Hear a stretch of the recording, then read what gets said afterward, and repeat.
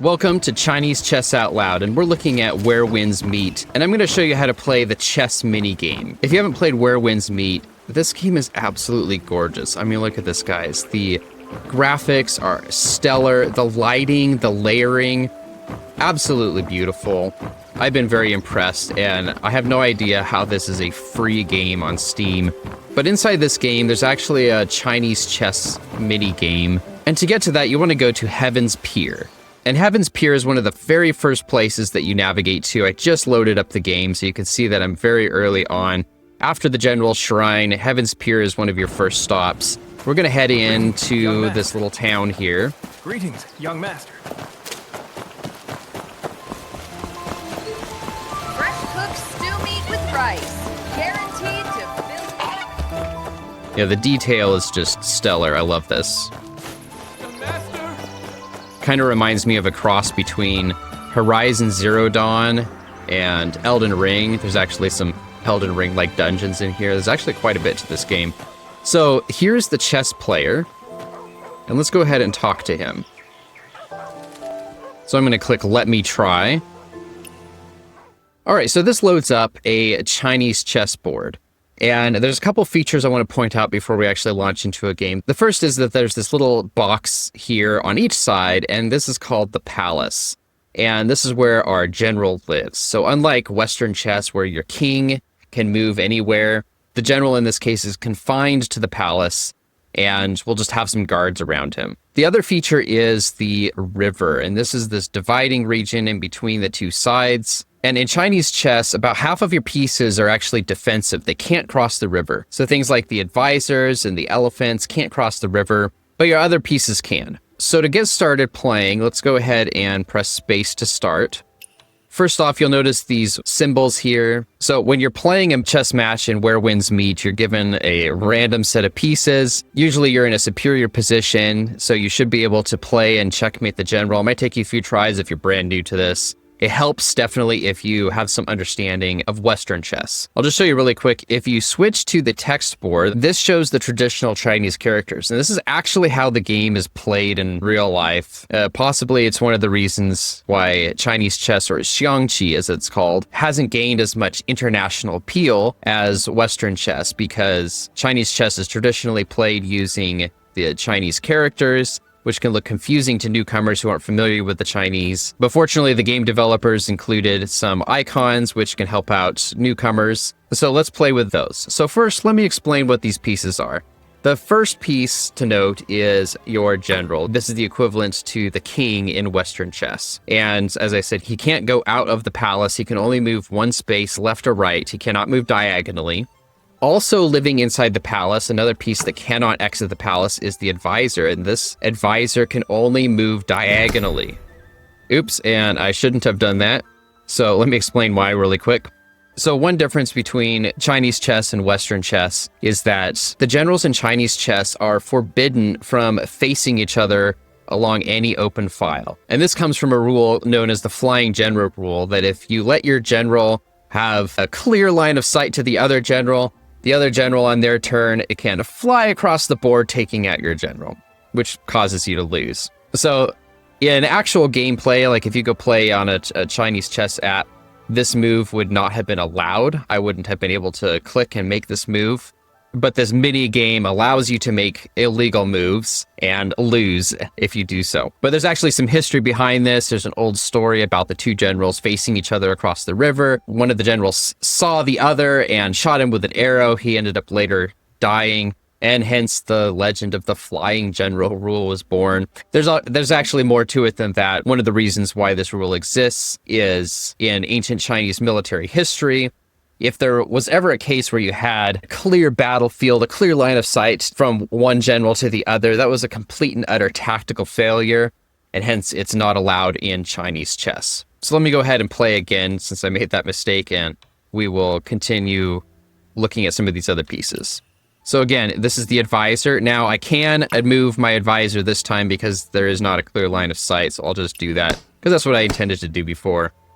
Now, this is the soldier. Soldiers are just like pawns in Western chess with a couple differences. So they can only move forward, they can never move backwards. But once they cross the river, they are allowed to move left or right. But again, they can never move backwards. So I'm just going to advance my pawn down here and show you that if you hit the other side of the board, you don't promote. This is the difference between Western chess and Chinese chess. In Chinese chess, pawns do not promote. So nothing special happens when your soldier gets to the other side of the board, but he just gets stuck there, only able to move left or right. This also comes from an ancient Chinese history, which is soldiers were only allowed to go forward. They were never allowed to retreat. Retreat would be treachery. So let's look at this other piece. And this is actually the most valuable piece in Chinese chess. In Western chess, the most valuable piece is the queen. But in Chinese chess, the chariot is the most valuable piece. This moves exactly like a rook. They actually call it a rook here in their English translation. And it moves exactly like a rook in Western chess. It captures exactly the same way. So I could move my rook down here to make sure that their general could never cross onto this row. Now, when you're playing Chinese chess, you can use that flying general rule to your advantage to prevent the opposing player from crossing into one of these files. So for example, right now, the opposing general cannot move into this space for two reasons. One, because our soldier is here, which would be putting it into check. But suppose that soldier wasn't there. The opposing general still can't move here because our general is looking straight down this file. So in Chinese chess, that would be an illegal move. So we know that their general can't move here, which means if I push my soldier here, they can't capture me back. And I'm not sure why it said checkmate there. I think their translation for check is inadvertently checkmate. But if I were to move my general into this position here, their general cannot move into the center file, which means that if I put my chariot here, then that is actually a checkmate, because if they move, then they're going to be facing my general and then they lose. So let me go ahead and play again so you can see how some of those other pieces work. Now, this piece here is the elephant, and elephants can move 2 spaces diagonally and they cannot cross the river. So this is a purely defensive piece. This is the horse. It moves very much like the knight in Western chess. A difference, though, is that knights cannot jump over other pieces. So knights move 1 space perpendicularly, 1 space diagonally, and that's why the general got put into check here. And their general also can't escape that check because of my general facing down this file. So in a traditional match, this one move would have been a checkmate, but in Where Winds Meet, they want you to actually capture the opposing general. And so we won. So let's go ahead and play again. So here's my elephant. As I said, elephants move 2 spaces diagonally. They cannot cross the river. So my elephant can't go out here. It is purely defensive. So in order to win this game, I've got 2 defensive pieces here. I've got my elephant and my advisor. Those aren't going to be too much help in terms of attacking the opposing general. So I'm going to have to make this happen using my general and my chariot. So what I want to do is get this general essentially cornered in the palace. I can block off his escape using my general and then deliver the checkmate attack with my chariot. So let's go ahead and start pushing that general further back into the palace.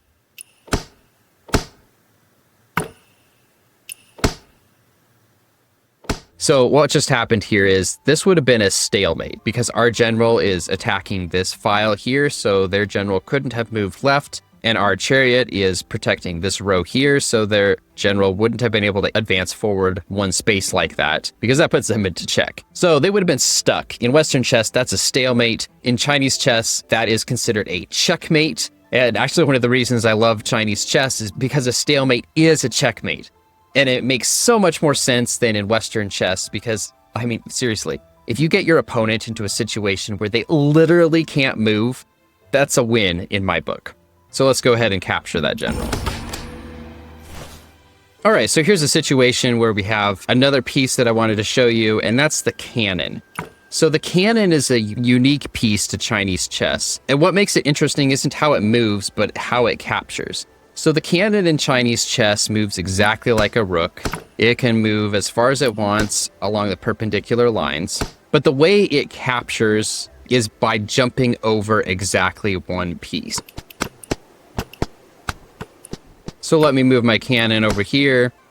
We now have a situation where the cannon has 1 piece in between it and where the opposing general could be. So now their general cannot move onto this file because the cannon requires exactly one piece to hop over to capture. So if you're playing this and you see the cannon on the board, it moves exactly like a rook, but it needs one piece, only one piece. If there was another piece here, then the cannon would not be targeting anything beyond that. So we can use that to our advantage. We know that their general cannot move onto this file. It is now restricted to these 3 spaces here. So I'm going to move my chariot down here and deliver a checkmate.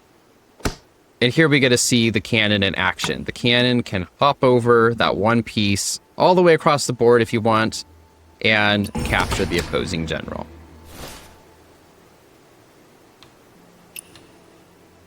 So in this situation, I see our general is looking down the center file. Their general is again on one of the sides of the palace. So I'm actually going to move my elephant out here just to keep their general from being able to wander around the palace trying to escape what I'm doing. And because they are stuck on this file, that means all I need to do to checkmate them is use one of my chariots or rooks to deliver the checkmate. Now, if you're playing this chess match and you forget how one of the pieces moves or how it can capture, they do have some nice little notes here. In this case, they call the chariot a rook in their English translation. Rooks can move along any horizontal or vertical line and can cross the river. So they've got some useful explanatory notes here if you need a reminder of what any of these pieces do. So hopefully that helped you play the chess match in Where Winds Meet. Actually kind of a nice little mini game. You can see his little chessboard there. And if you're curious to learn more about Chinese chess, or Xiangqi as it's known, like and subscribe for more videos just like this.